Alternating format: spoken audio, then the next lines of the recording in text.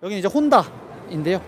혼다는 이제 어코드가 가장 우리에게 많이 알려진 브랜드고, 그 브랜드 차명이고, 그 다음에 어코드와 시빅이 가장 많은 이제 캐파를 가지고 있습니다.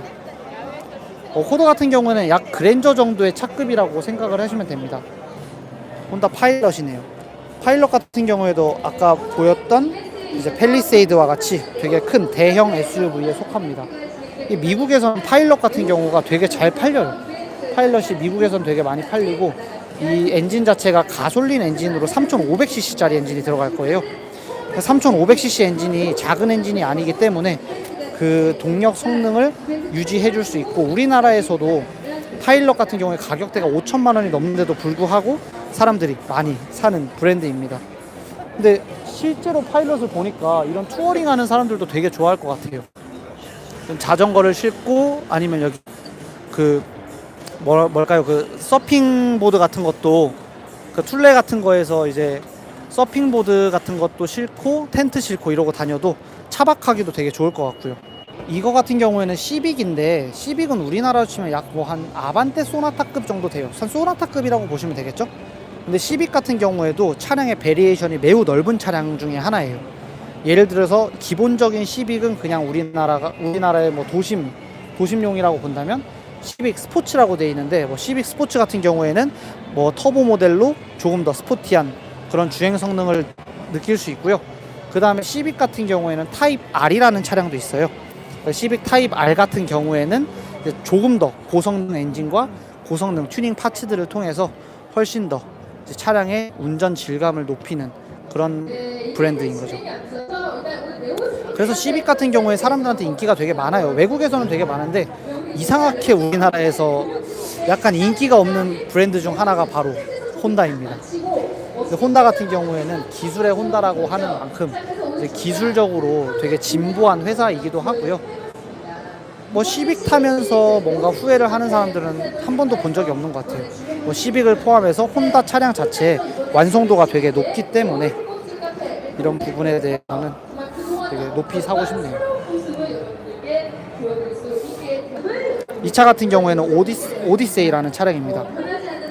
도요타에서는 시에나라는 차량이 있고요. 우리나라에서는 이제 카니발이라는 차량과 많이 비교를 하는 차량이고요. 근데 카니발과는 비교하기가 약간 어려워요. 우리나라 카니발은 2.2L짜리 작은 엔진을 가지고 있지만, 이제 오디세이 같은 경우에는 이것도 엔진이 아마 3.5, 그쵸? 3500cc네요. 3500cc짜리 GDI 엔진이 들어가기 때문에 마력이 되게 높아요. 284마력이라고 되어 있네요. 그렇기 때문에 이 차량 같은 경우에는 그냥 뭐 부들부들하게 타는 차량이기도 하지만 패밀리 세단이기 때문에 이제 운동 성능도 어느 정도 유지를 할 수 있는 되게 고급의 차량이라고 보시면 됩니다. 아니 SUV 중에 이제 차량의 전륜 구동 방식에서 280마력을 가지고 있다는 거는 이제 여기다가 자동 10단까지 물려 있거든요.